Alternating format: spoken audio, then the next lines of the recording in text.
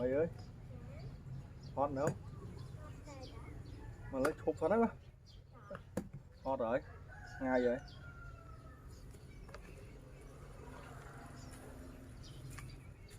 mẹ xuống đây ôi đau à ôi đau à hot đây hot đây ôi hot đấy con ở đây nhám vậy ở đây nhám chị tớ con vừa tật mà cao khắc nó nhám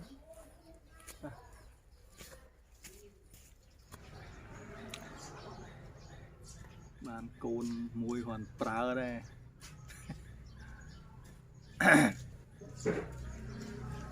côn frey mùi hoàn prơ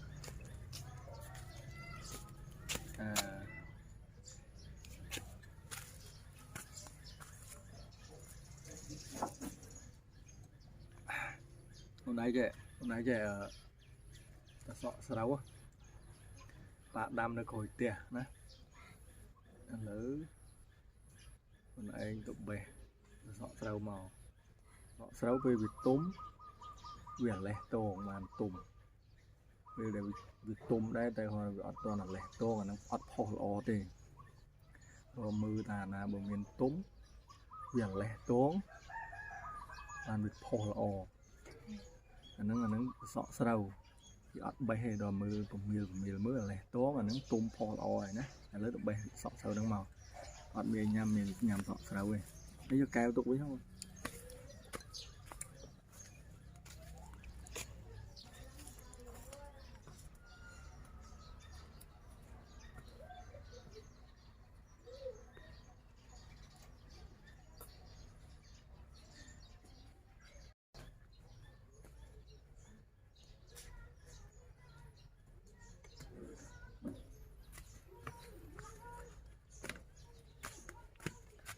này sợ sợ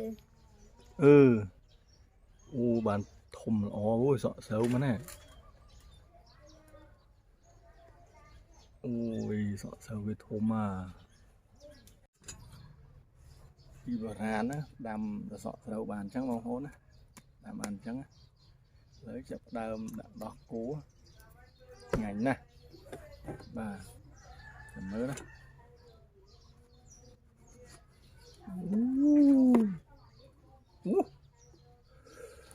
tục hộp đâm vậy hộp đâm chả phải đâm là nít tục hộp đâm ôi lọc sấu và muối đỏ cô này nó là một ô này bên này ôi đừng nổ không có đấy là đây đàm hồn ai hồi kia hôn và này này nổ nơi nổ này đỏ cua trang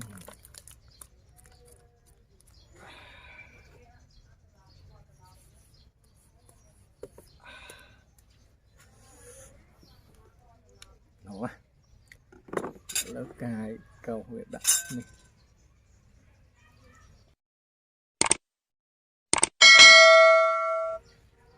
này nhá nó ôi dòng lục cái sọ sấu ma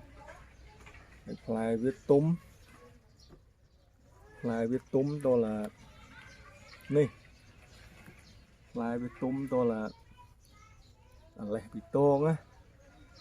fly viết túm là lẻ bị tôn mà lòng phò là gram lẻ bị tôn mà thì hộp cả hộp anh ấy có buồn mà ràn bởi thân là bé ọt phò này chẳng khả năng con này chám á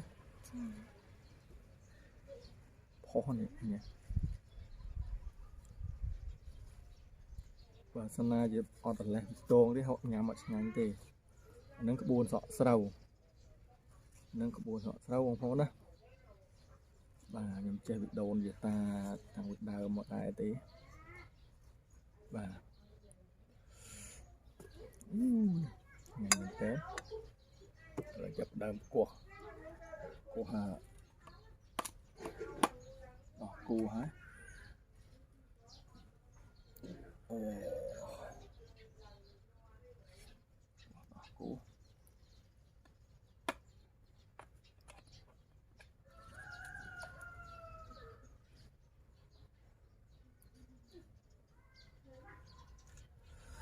Bà có đi đó đỏ cù này. Ôi trời ơi, ngon mày tên mà hồn.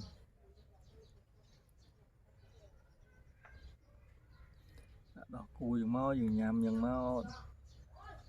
sâu sâu ran một ôn hộp nhắm mấy con hồn nhắm dọn rồi đã đỏ cù á nhắm còn nhắm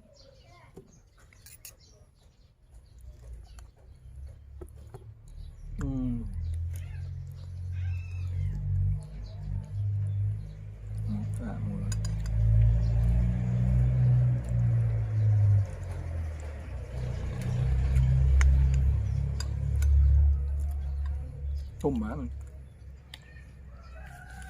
mà tôm thời đã cái này là to dạ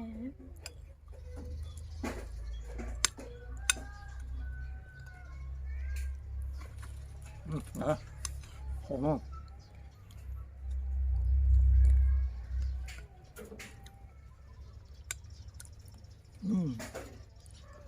em lên mà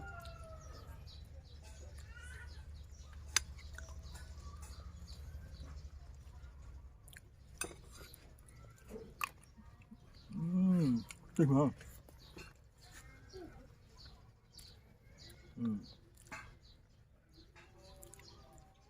lại chữ Khmer lại chữ Khmer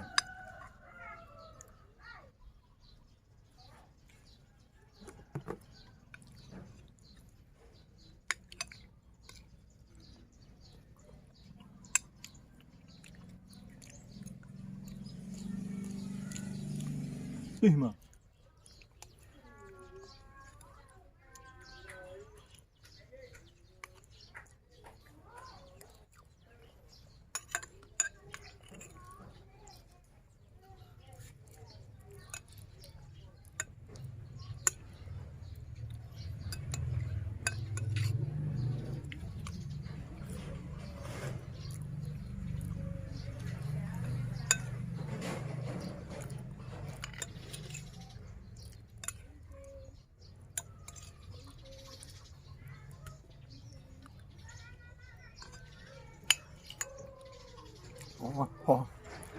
em mà sợ thơ không ai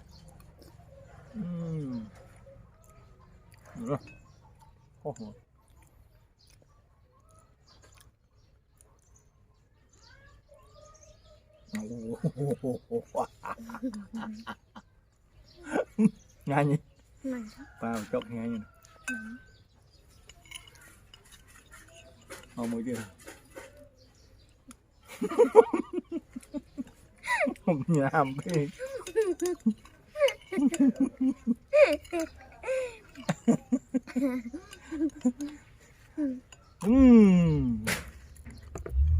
ok bye bye bà con chào chuột nhiều video khởi vẫn